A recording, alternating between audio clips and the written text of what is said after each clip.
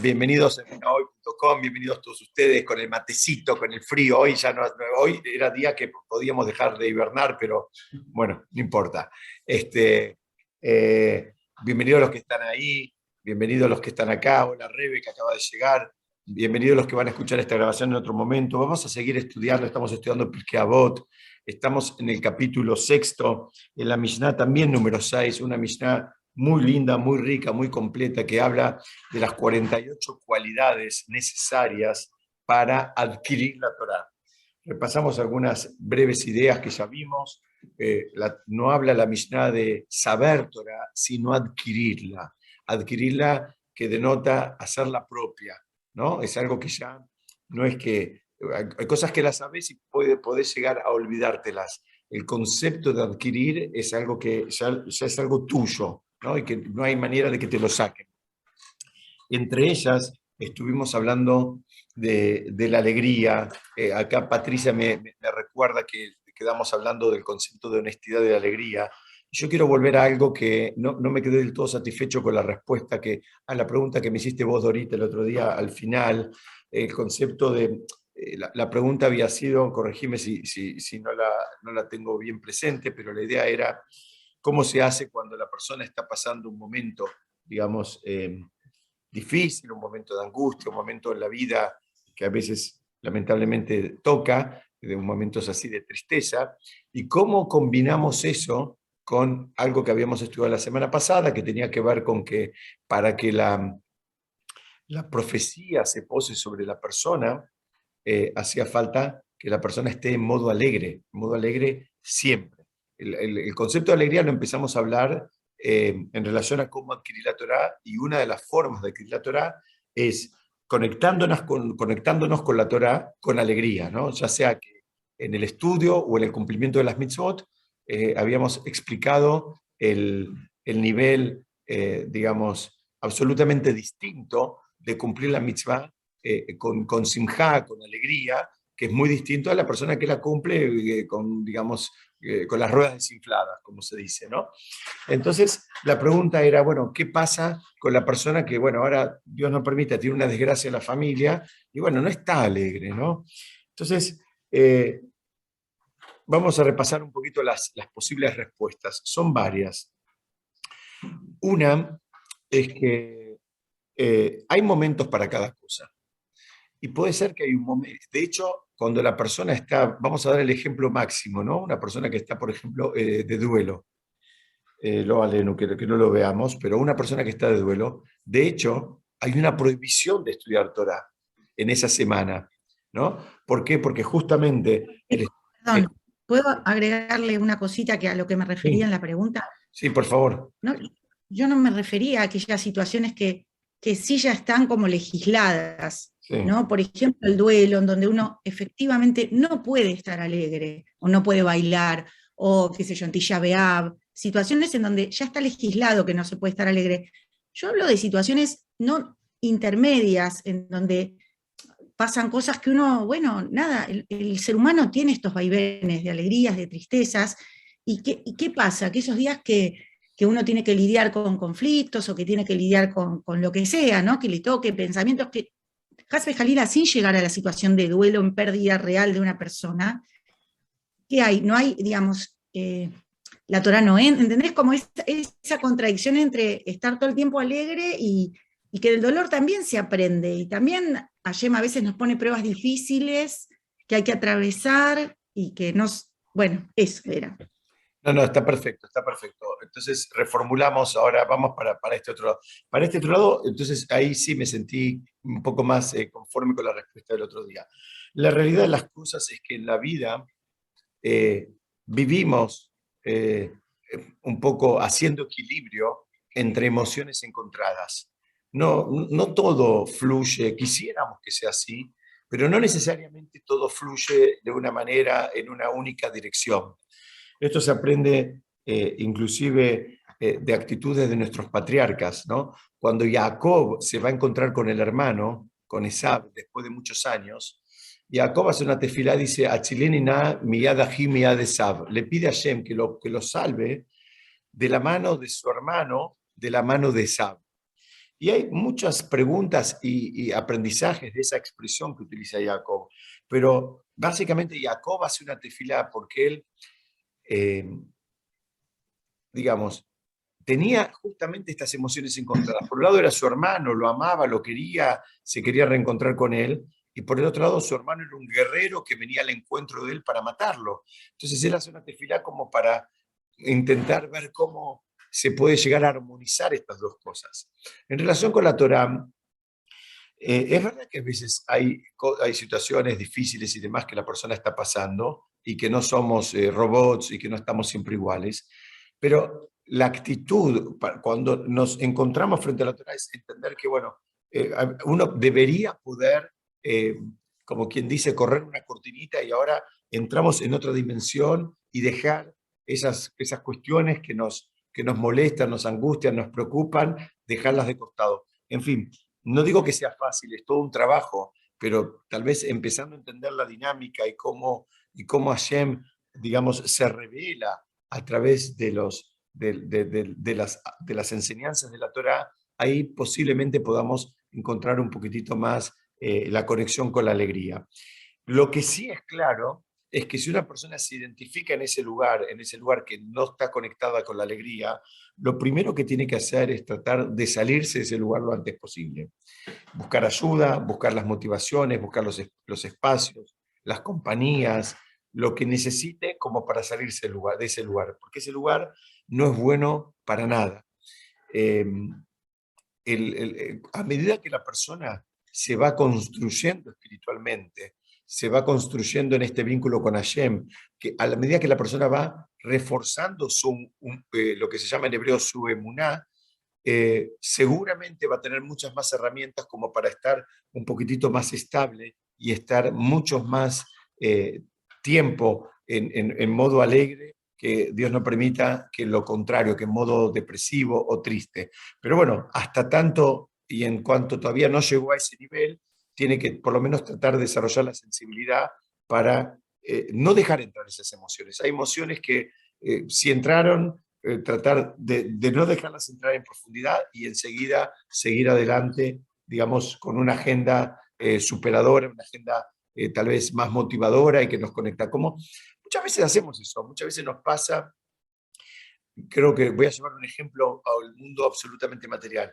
A veces tenemos que hacer una serie de cosas y hay cosas de las que en el trabajo, cada uno en su actividad, y a veces en esa serie de cosas hay algunas que nos resultan más pesadas o a veces son justamente más difíciles, más desafiantes, y hay otras que entre comillas, dentro de todo ese contexto nos resultan un poquitito más placenteras.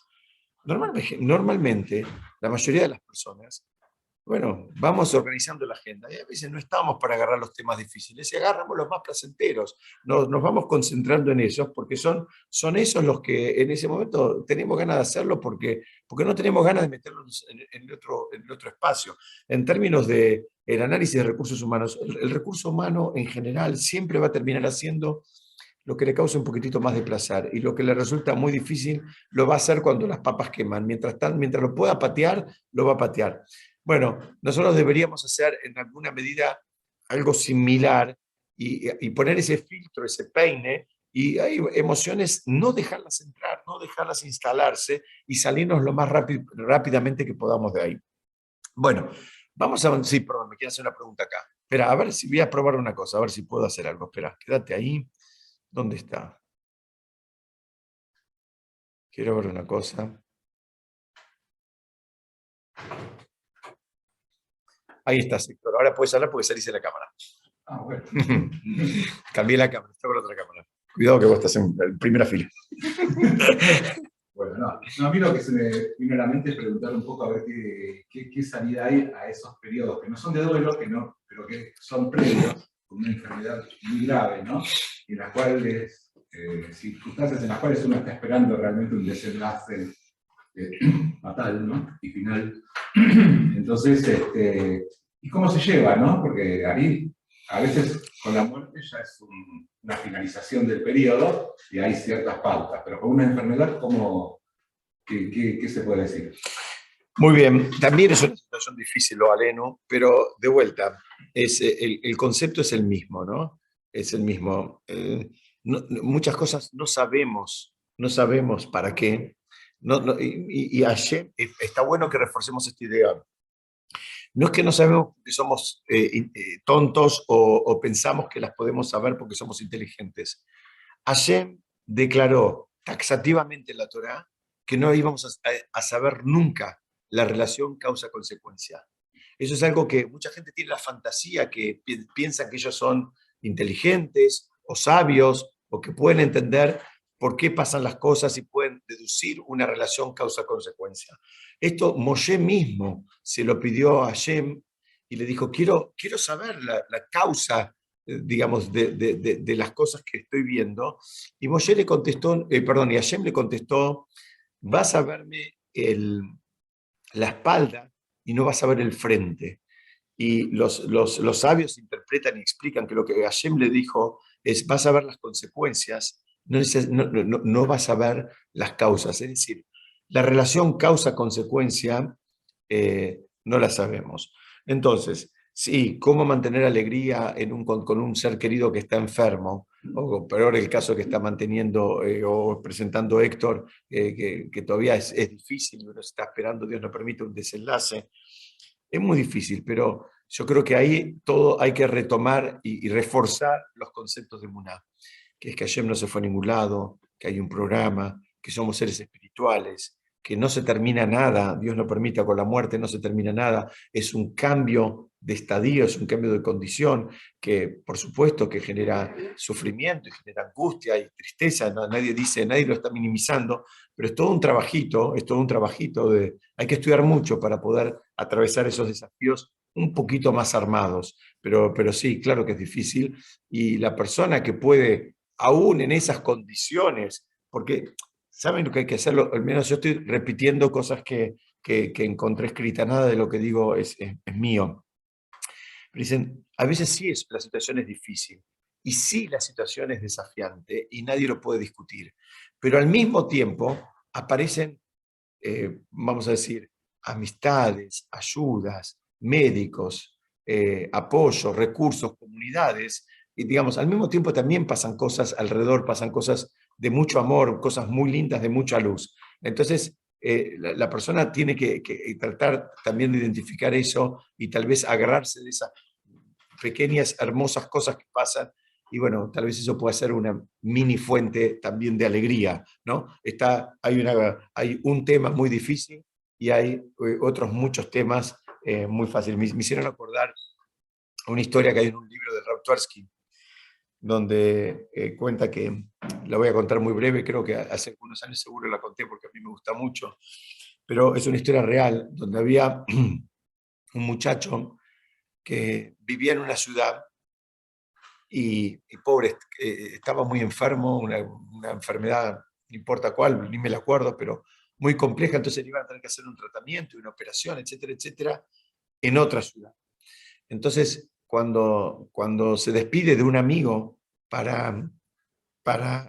porque él se estaba yendo a esa otra ciudad para comenzar con los tratamientos y la operación o todo lo que tenía que hacer, que era un proceso largo y doloroso, el amigo le regaló un libro y en la dedicatoria le puso, quiera Hashem que tengas muchos problemas. Entonces el amigo agarra el libro y dice, este es un deseo, esto es una dedicatoria. Entonces el amigo le dijo, mira, la vida está llena de problemas que estamos resolviendo todo el tiempo, ¿no?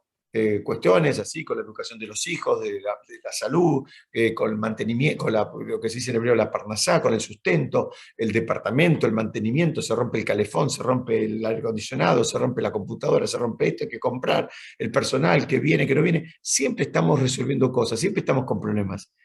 El problema serio es cuando tenés un problema. Y eso era lo que le estaba deseando, el deseo que le estaba, digamos, en alguna medida escribiendo en esa dedicatoria era que vuelva a la vida normal. Cuando vos tenés muchos problemas porque estás en la vida normal. Cuando Dios no permita tenés un solo problema, es porque ese problema es gigante. ¿Entendés? Ese problema es gigante, es serio, es abarcador, es todo. cuando estás con muchos problemas, todos estamos resolviendo cosas. Lo que pasa es que a veces ni nos damos cuenta de la cantidad de cosas que resolvemos por día, pero vamos resolviendo problemitas y cosas que se van presentando en el día a día de la vida de cada uno de nosotros. Entonces, cuando aparece uno grande, ahí es como que hay que dedicarle mucha más energía. Y eso, como decimos siempre, eso se trabaja, estar bien preparado para esas situaciones, que no nos toquen nunca, pero lamentablemente el esquema de la vida es que en algún momento nos toca a todos. Entonces, esa preparación se hace, digamos, previamente, ¿no? La persona debe prepararse para esos momentos cuando está bien.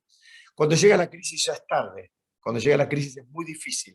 Pero si la persona se fue preparando y entendiendo y apegándose a Shem y a gente valiosa, a gente, digamos, y a los conceptos de la Torah, pero yo me estoy cuidando mucho de no, ni siquiera hablo de mitzvot ni nada, hablo de una conexión espiritual, ¿no? Y esa conexión seguramente nos va a dar herramientas como para poder pasar los desafíos de una manera, digamos, más, eh, llamémosla de alguna forma, más fácil o más, digamos,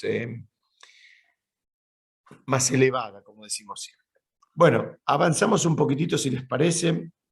Entonces, habíamos hablado, déjenme repasar, estamos acá, habíamos hablado de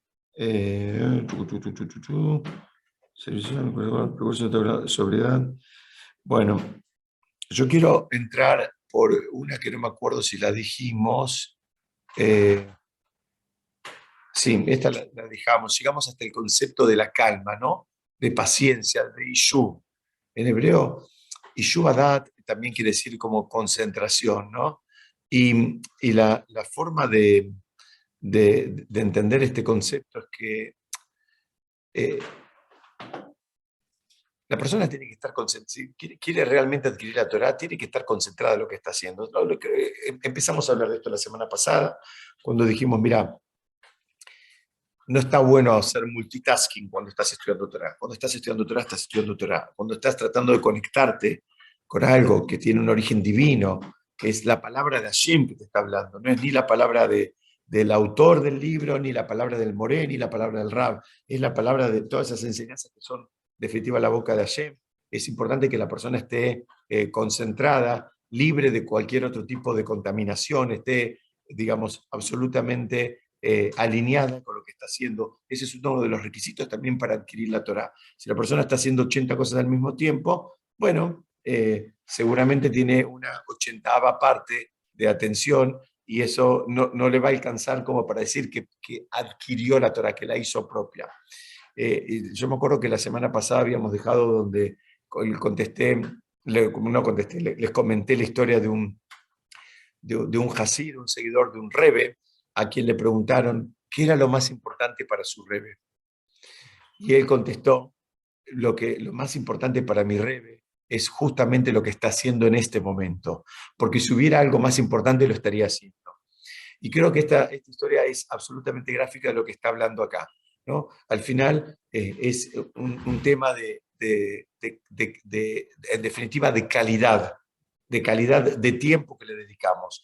Si la calidad es muy baja, ya de por sí, en general, los tiempos también son bajos, entonces difícilmente el resultado sea el esperado. Entonces, la calidad es decir, bueno, ahora qué es lo que estoy haciendo, ¿elijo hacer esto? Bueno, entonces si elijo hacer esto, apago todo el resto y estoy en esto. Y si todavía no lo elegí, bueno, también de vuelta ser honesto una vez más.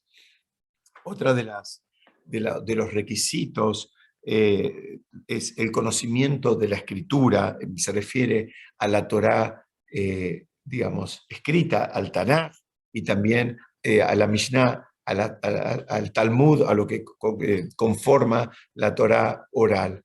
Esto es algo que lamentablemente no se dedica el tiempo necesario.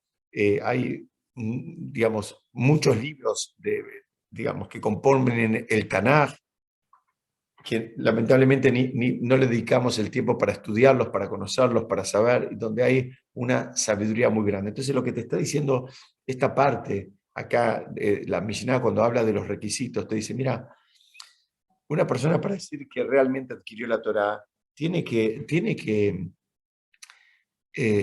por lo menos, permítame la analogía, ¿no? Pero haber leído el menú, ¿no? Leete el menú, sabe de qué tratan los temas, quiénes son los libros, quién era el padre de quién era el hijo de quién, por lo menos los personajes básicos. O sea, tenés que tener ese conocimiento, tenés que tener ese conocimiento porque lo vas a necesitar como para poder profundizar. Cuando querés entrar en el Talmud, necesitas tener herramientas de la Torá. Cuando más entras en el Talmud, necesitas herramientas del Tanaj. Entonces, lo que te está diciendo acá es, no pienses, una vez más, que es por arte de magia, no pienses que es por ósmosis, no pienses que es por portación de apellido, tenés que dedicarle tiempo a el estudio de las fuentes clásicas y sus interpretaciones. Si no lo haces, bueno, por lo menos sos incompleto, tenés que, una vez más, reconocer que todavía te falta y ponerle en tu agenda ese tema como algo a realizar como para terminar de formarte. Después viene, dice, un mínimo, acá viene con mínimos, ahora viene la recomendación, es que para adquirir la Torá, para hacer la Torá realmente propia, hacen falta una serie de mínimos. Yo los leo y después los vamos a ir estudiando. Dice así, un mínimo de actividad comercial, un mínimo de ocupaciones en cuestiones mundanas, un mínimo de indulgencia en el placer mundano, un mínimo de sueño, un mínimo de conversación, un mínimo de risa. Esos son los mínimos que nombro. Vamos a tratar de estudiarlos. Empieza hablando de la actividad comercial, ¿no? ¿Y por qué dice un mínimo? Esto también es un tema de Muná. Hay una Gemara en el Tratado Rosh Hashanah que explica y aclara, esto es un tema que se estudia siempre antes de Rosh Hashanah, porque ahí dice la Gemara que los ingresos de la persona se definen en Rosh Hashanah y son definidos de Rosh Hashanah a Rosh Hashanah. ¿Qué significa? Que, digamos, no significa que vos te podés quedar ahora abajo del colchón todo el tiempo porque tus ingresos ya se definieron. Significa que hay una, digamos, definición espiritual. Vos tenés que hacer tu parte, pero no te tenés que volver loco. ¿Por qué? Porque eso está definido. El Hafetz Haim decía, daba un ejemplo muy fuerte, dice, la persona que se desespera por, digamos, generar más ingresos o por, digamos, pensando de que es algo que está en sus manos, él daba un ejemplo muy contundente, que él decía que, perdón, si alguien quiere cerrar la puerta, ahora veo que hay una puerta allá atrás, tienen frío, si alguien quiere cerrarla. Él decía que la persona que se vuelve loca, digamos, por temas de ingresos, dice, es igual que aquel que va en un tren, ¿no? Va en un tren y ahora él quiere llegar antes a la próxima estación. Entonces se levanta y trata de empujar su vagón como para que llegue antes. Y dice, mira, el tren va a llegar cuando llegue, te levantes, empujes o no empujes.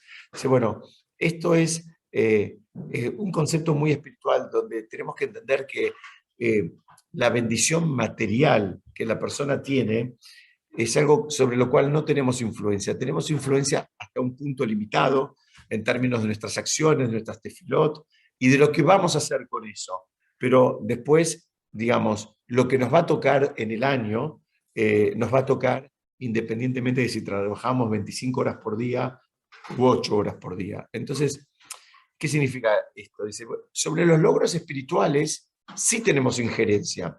Sobre los logros materiales no está en nuestras manos. Entonces lo que está diciendo esta Mishnah es, mira, vos te querés hacer Talmid Jajam, vos querés volverte un Jajam, fíjate de ocuparte en lo que vos sí podés generar un impacto con tus acciones, no en las cosas donde vos no...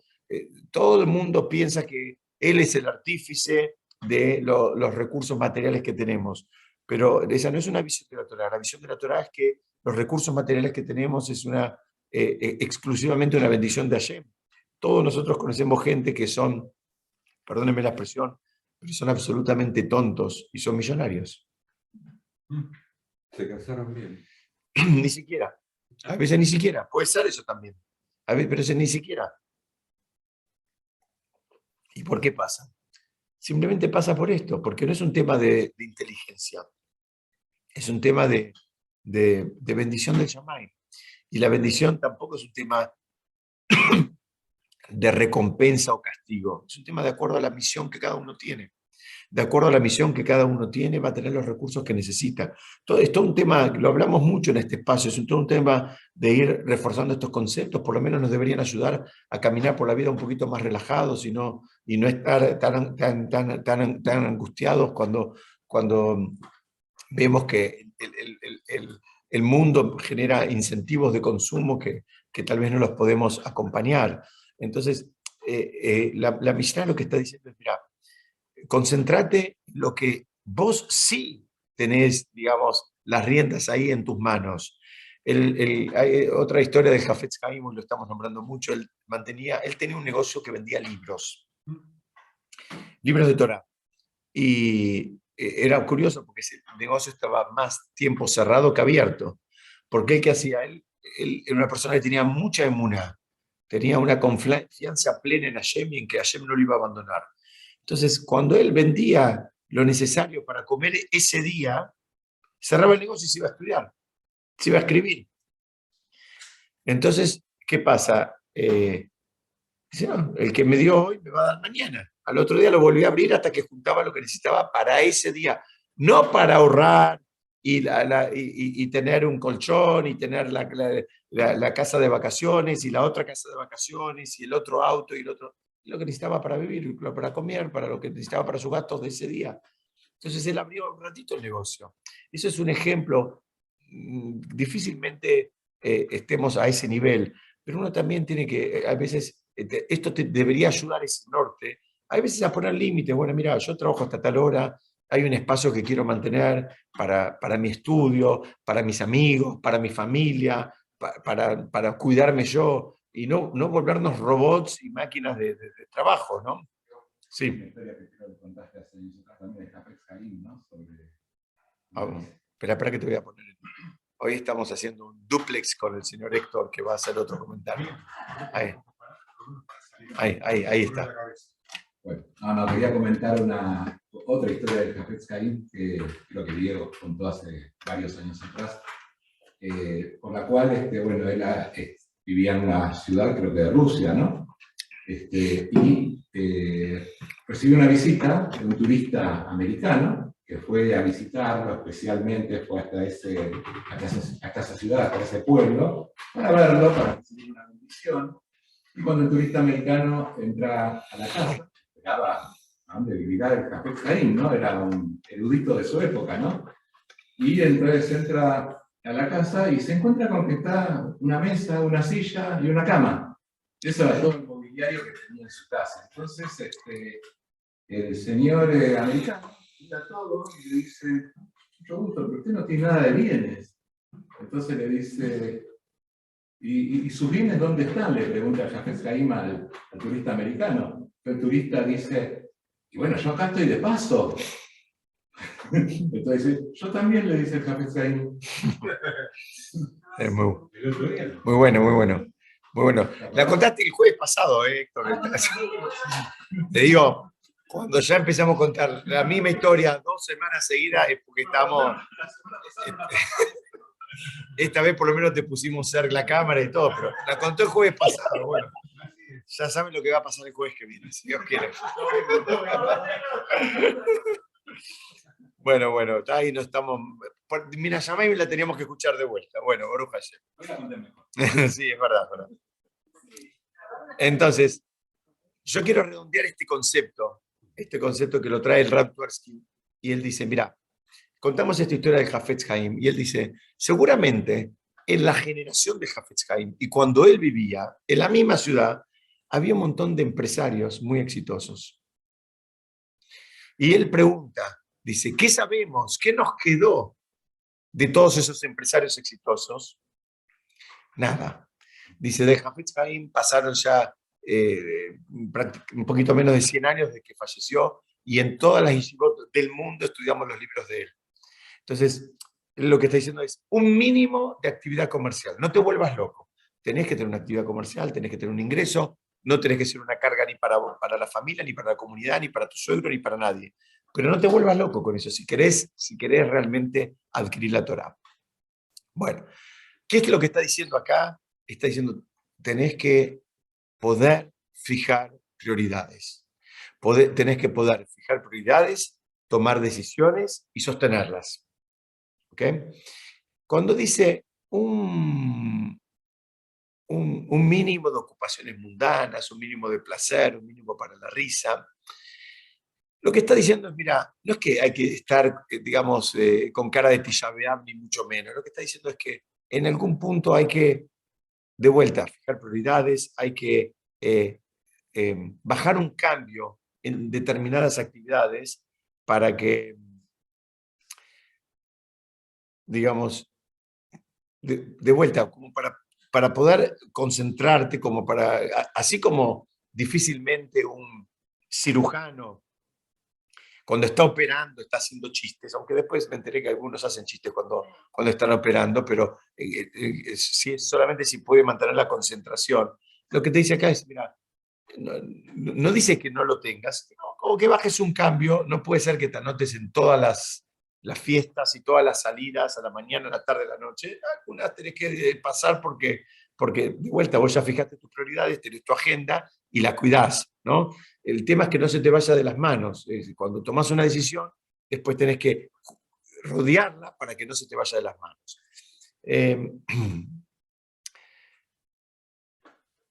Déjenme ver un minuto.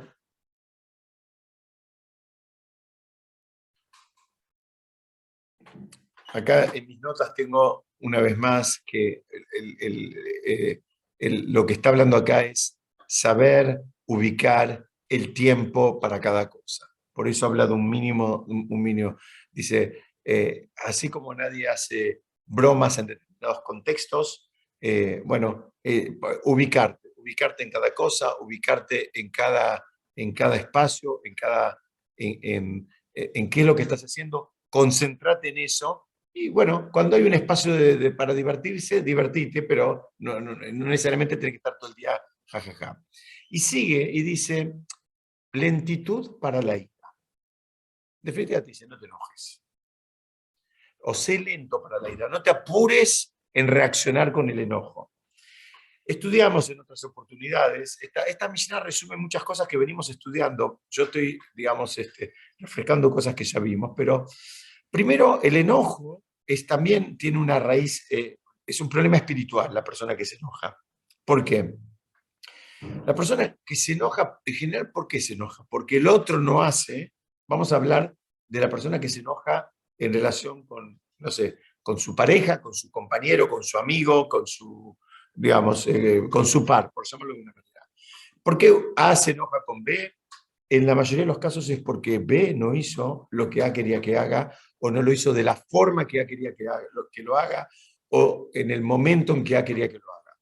Y acá el problema espiritual, ¿cuál es? Es que A se cree tan importante como vos tenés el tupé de no hacer las cosas como yo quiero, cuando yo soy hay un problema acá de ego, hay un problema de sobredimensionamiento de la persona. Entonces, acá cuando dice lentitud para la ira, es que la persona, a veces, no dice que no te enojes en absoluto, sino que seas lento para la ira. ¿Por qué? Porque hay veces que la reacción correcta ante determinadas situaciones es manifestar el enojo. A veces eso es la reacción adecuada y apropiada para esa situación. Pero no te apresures, porque si te apresuras tal vez aparecen, digamos, las tintas demasiado sobrecargadas, aparece, digamos, el efecto contrario a lo que vos deseas. A veces tenés que enojarte, a veces tenés que manifestar, esto está mal y me enoja y está mal y espero que no se repita. Y no hay ningún problema con eso, pero no te apures, porque si te apuras, en general viene con una mochila que no es la que estamos buscando. Entonces, el Maral de Praga, él dice, cuidado con el enojo, porque el enojo hace perder la sabiduría. Lo que vos sabés, a veces, digamos, todos los niveles que vos tenés, cuando dejaste que se te salga la cadena, perdónenme la expresión, porque estás enojado, perdiste todos los niveles. Ahí ahí se perdió el nivel. ¿Se acuerdan de dónde se aprende esto? Esto es algo, grabé un audio el año pasado, creo que lo grabé. Es un concepto cortito, pero es súper poderoso. Hay una historia que tiene que ver con Korah. Korah fue un personaje que se quiso rebelar frente a Moshe y a Aarón, ¿no? Era un personaje que tenía un nivel de profecía, que era un personaje millonario, pero una persona, digamos, no un cualquiera. ¿Se acuerdan este concepto que la Torá, cuando se detiene y habla de alguien, habla de los que eran excelentes para el bien o Hasu Shalom excelentes para el mal? La Torá de los mediocres no habla. Siempre habla de quienes puedes aprender para parecerte a ellos o lo contrario, para que no los imites de ninguna manera. Y Korah era una persona que en un momento, no viene al caso, pero se le reveló, le disputó un poco el liderazgo a Moshe y a Aarón. Y había un señor que se llamaba On Ben Pelet, que estaba en el grupete de Korah. Y Korah, la esposa de él, en un momento viene y le dijo, mira, esta no es tu batalla. Le dijo, si Korah gana, vos no figurás, porque el que va a ser líder va a ser Korah y, no sé, su familia, su grupete más, digamos, más cercano. Y si Hasu Shalom, la lucha la gana Moshe, o la disputa, no la lucha, ¿no? La discusión, la disputa, vos tampoco figurás. Entonces le dijo, mirá, pase lo que pase, vos no existís. Entonces ella lo privó, ahí cuentan que lo durmió, lo emborrachó, lo durmió y se quedó en la puerta de la tienda para evitar que lo vengan a buscar, en fin, esa es una parte. Pero los comentaristas preguntan, ¿por qué la Torah la ensalza tanto a esta mujer si en definitiva lo que dijo es algo de sentido común? La mujer esta le dijo una cosa absolutamente de sentido común, no le dijo ninguna gran sabiduría que bajó del Shammai, le dijo algo común. Le dijo, mira, si gana A, vos no existís, y si gana B, vos no existís, esta no es tu batalla, bajate. Y los comentaristas enseñan algo para mí espectacular. Perdónenme la introducción, pero a mí me emociona y me fascina. Lo que dicen es, cuando se desata una discusión y hay una persona que puede decir algo que tiene sentido común, la Torá para y la singulariza. La Torá habla y da el nombre de esta mujer inclusive, para que sepas que fue una mujer que pudo decir una palabra de sentido común en un contexto de disputa. ¿Por qué? Porque, como dice el Maral de Praga, cuando se desata la disputa desaparece la sabiduría. Aparecen agresiones, aparecen golpes bajos, aparece cualquier otra cosa, pero menos, aparecen fantasías, aparece lo que se te ocurra, menos la sabiduría. Entonces, cuando alguien puede decir algo que no era gran sabiduría, era sentido común, era algo básico, pero lo pudo decir en medio de ese contexto, ¿sabes qué? Hay que aplaudir a esa persona y hay que tratar de emularla. Entonces, hay un comentarista, Rabbi Ruham Leibovich, él dice, mira, la persona que tiene emuná en Hashem, que ya fue pasando de grado, ya creció, ya se siente, esa persona camina con calma. No, por eso dice lentitud para la ira. Porque a no lo saca nadie de su eje, ¿no? Aunque haya una agresión de acá, un acto falluto de allá, una, no sé, frustración, una defraudación. La persona camina, ¿por qué? Porque sabe que él camina con Hashem, Hashem no se fue a ningún lado, Hashem no quiere que él sufra, Hashem lo está acompañando y él sigue digamos, en su línea con calma, ¿no? Toda esta construcción espiritual nos debería servir por lo menos para caminar un poco más relajados por la vida, ¿no? Entonces,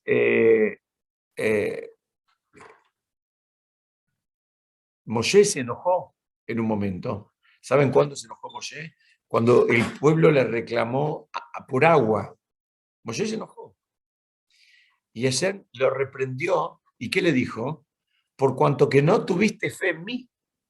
Dijo, no porque te enojaste. Dijo, porque no tuviste fe en mí. Pero no sé, tenía fe en Hashem. Lo que estaba enojado porque el pueblo le reclamaba agua a él. Entonces dice, bueno, ¿Qué significa? Nosotros no nos toca evaluar la molleja, su shalom, pero la Torá nos está enseñando que había esa actitud de enojo denotaba, aunque sea mínima, pero una suerte imperfección en la confianza de Hashem. Si la persona siente confianza de Hashem, digamos, el enojo no debería aflorar, ¿no? Entonces esa falta de confianza fue el caldo de cultivo para que el enojo se manifieste. Entonces cuanto más apegados estamos a Hashem, menos deberíamos enojarnos. Cuando la persona más va pasando de grado espiritualmente, más se va acercando, más se va refinando, va mejorando, el enojo aparece menos y debería aparecer menos y menos. Avanzamos un poquitito y dice, con un buen corazón. Para adquirir la Torah hace falta tener un buen corazón. Entonces, primero, definime qué es un buen corazón. Entonces, los comentaristas dicen, mira, un buen corazón es corazón libre de celos, libre de odios, libre de preocupaciones o depresión. Digamos, el corazón tiene que estar apto para recibir la Torah. ¿Por qué? Porque la Torah es, digamos, de origen divino y no puede residir en un mal corazón, no puede residir en una persona que tiene odio, que tiene celos. Es como algo que no entra, es incompatible. Es fascinante este concepto, porque hay gente que piensa que puede ser una persona espiritualmente elevada y llevarse a las patadas contra el mundo.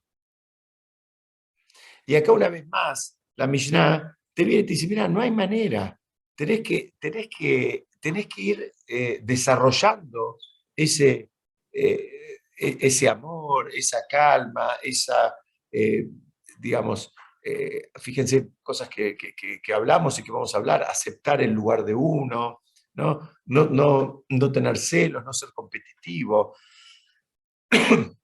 La Torá empieza con la letra Bet y termina con la letra Lamed. Y la Torá es circular, ¿no? ¿Se acuerdan? Cuando nosotros terminamos en Simchat Torah, la Torá inmediatamente le empezamos a hablar de vuelta. No es que es, digamos, lineal, sino que es algo circular. El esquema empieza y termina, o mejor dicho, termina y empieza inmediatamente, ¿no? Es ininterrumpido. Entonces dice, si empieza con la letra Bet y termina con la Lamed, también puedes decir que empieza con la Lamed, termina con la Bet, poder decir, leer la palabra Lev. Lev es corazón. Y ahí muchos entienden de la primera letra y de la última de la Torah que forman la palabra corazón, ¿qué es lo que hace falta para adquirir algo que es eterno e infinito? Hace falta un corazón.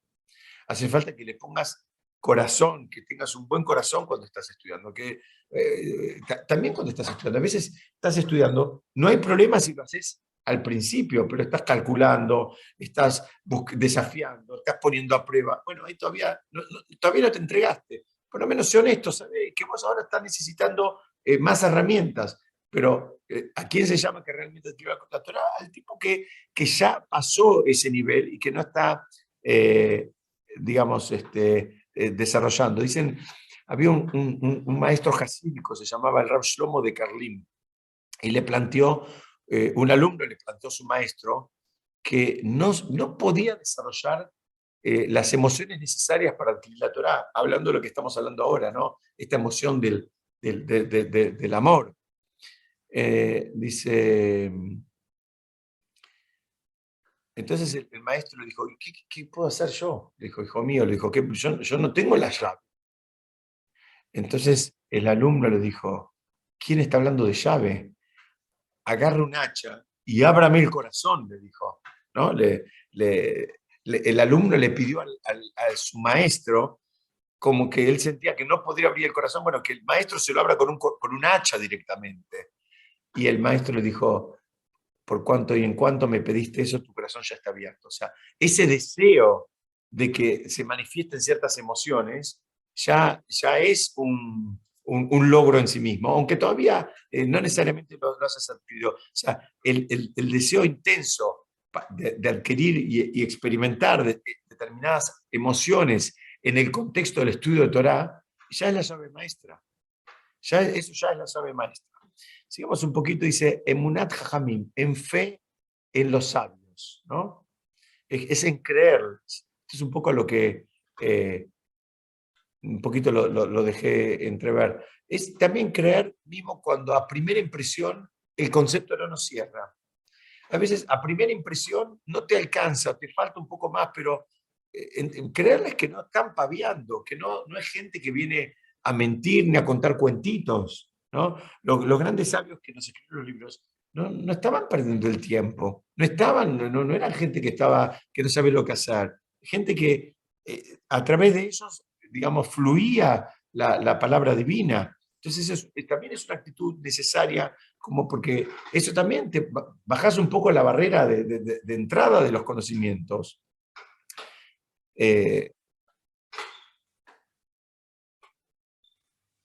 Dice que el Rab Mordejai de Chernobyl, un Rab que daba verajot, fue visitado por una mujer que estaba desesperada porque habían pasado muchos años y lamentablemente no podía quedar embarazada. Y el Rab, para sorpresa de todos sus alumnos, se negó a atenderla y a bendecirla. El hombre era un Rab que habitualmente atendía a mucha gente que venía a pedir bendiciones, venía a pedir verajot, y el Rab, cuando le dijeron este caso, no la atendió. Dice que la mujer se fue llorando con el corazón roto, se entiende, ¿no? Una mujer que ya hacía muchos años que quería tener familia y no podía tenerlo. Dice que el Rab a los pocos minutos la mandó a buscar. Entonces la traen. Y el Rab le preguntó, cuando te fuiste de acá, ¿qué hiciste? Le dice, la mujer llorando, le dice, salí de acá, elevé mis ojos al cielo, recé y le dije, Hashem, ya ni siquiera el tzadik de mi ciudad me quiere dar una bendición. No me queda otra opción que vos. Le dijo, Hashem, no tengo otra opción que vos. Y el Rab dice que en ese momento se sonrió y le dijo, anda tranquila, ya rompiste todas las barreras del Shamaim y vas a ser mamá pronto. Dice, no por mi bendición, por el cambio en vos, tu actitud fue totalmente, ahí puso la esperanza. O sea, ¿por qué cuento esta historia? Porque uno tiene que tener emuná en los jajamim, en los sabios. No hay ningún problema en ir a pedir una bendición a estas personas, digamos, sagradas y santas. No hay ningún problema con eso y lo hacemos y hay que hacerlo. Pero seguir haciendo foco y poner nuestra esperanza en Hashem. Esta mujer, cuando vino a ver al Rab, primero tenía la esperanza en que el Rab le iba a dar la bendición que le iba a solucionar la vida. Cuando el Rab no la atendió, le hizo un gran favor, porque la mujer dijo, bueno, hasta acá llegué, ya no me quiere atender ni el tzadik del barrio, ya directamente no me queda otro que pensar en vos. Bueno, esa sería el norte en el cual entendemos que no hay personas con poderes mágicos, ¿no? A veces las personas nos pueden ayudar con un consejo, una orientación, pero en definitiva acá en este caso la ayudó para que la mujer termine rezando como correspondía y Baruch Hashem fue escuchada. Entonces, digamos, cuando una persona de Torah da una instrucción, dice lo que hay que hacer, son expresiones auténticas y hay que escucharlas y respetarlas. Hay una historia un poco fuerte donde cuentan de un rab, el rab Itzhak de Gur, que escribió un comentario sobre el Shulchan Aruch, que a los ojos de su rab era una obra espectacular, pero al mismo tiempo empañaría otro comentario que ya estaba, que era contemporáneo de la época, y él le ordenó que no lo publique en ese momento. Y el autor no lo publicó. ¿Qué significa? Alguien que viene, le dedica un montón de tiempo y esfuerzo, hace una obra, genera una obra, y ahora tu maestro viene y te dice, mira, ahora no lo publiques. Eso es tener emunat en jajamim, eso es tener fe en los jajamim. Si él me dice que no lo haga, es por algo. Y no entro en la disputa, ¿no? Ahí el Talmud trae, escuchen bien esto, dice así, si los sabios de antes son como ángeles, nosotros somos seres humanos. Si los sabios de antes son como seres humanos, nosotros somos como burros. ¿Qué significa? Dice, si los sabios de antes son como ángeles, es decir, que al intentar entenderlos, aunque nos cueste, nosotros somos humanos.